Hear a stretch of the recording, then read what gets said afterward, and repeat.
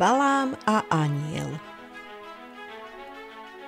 Boh v skutočnosti nechcel, aby sa Balám vydal na cestu, a preto poslal anjela, aby prehradil mečom chodník, ktorým bude Balám prechádzať.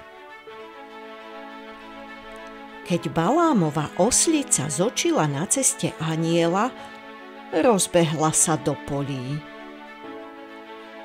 Balám vyšľahal oslicu a donútil ju ísť úvozom pomedzi vinice, z obidvoch strán ohradené plotom.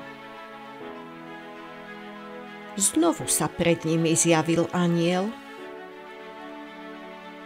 Oslica sa v hrôze vrhla proti plotu a pritom oň bolestivo pritlačila Balámovu nohu. Balám sa nahneval a oslicu vyšľahal palicou. Vtedy sa Boží anjel pohol a zastal cestičku na najúžšom mieste, takže sa nebolo kam hnúť. Oslica si ľahla a ani sa nepohla. Rozúrený Balám ju znova stlkol palicou, ale márne. Vtedy dal Boh oslici dar reči. 3 razy si ma zbil, prehovorila.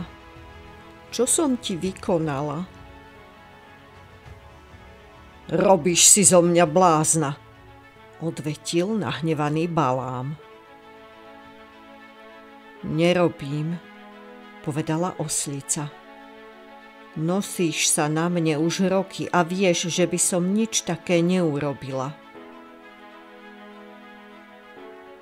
Vtedy Boh otvoril Balámovi oči a aj on uvidel uprostred cesty anjela s vytaseným mečom. I hneď padol na kolená a anjel mu povedal: Prečo mlátiš tú úbohú oslicu? Keby ma nezbadala a neodbočila, bol by si synom smrti. Viem, že som urobil zle. Mám sa vrátiť? Spýtal sa Balám. Nie, odvetil anjel. Len choď ďalej a navštív kráľa Balaka. Ale zapamätaj si, že máš konať tak, ako ti prikáže Boh.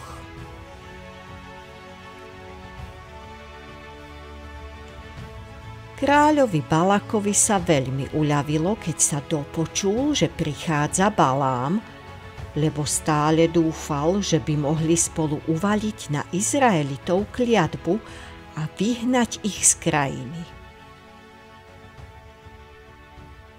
Ale Balám varoval kráľa. Nie je v mojej moci povedať alebo urobiť čokoľvek, čo by sa priečilo Božej vôli.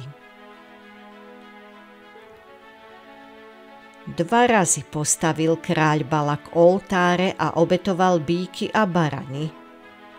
A 2 razy prikázal Balámovi prekliať Izrael.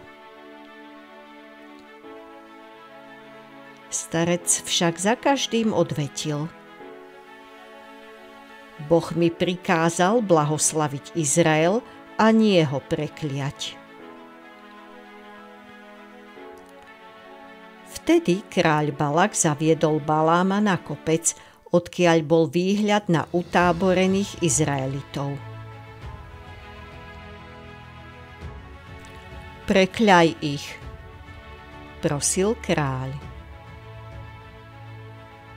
Starca však naplnilo Božie vnuknutie a predniesol proroctvo, ktoré kráľa Balaka načisto odzbrojilo.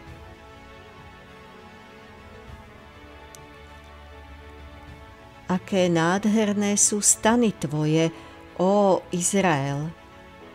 Aké krásne príbytky tvoje! ako potočné údolia, čo sa v diali tiahnu, ako záhrady pozdĺž potoka, sťa duby, čo zasadil Pán, sťa cédre pri vodách.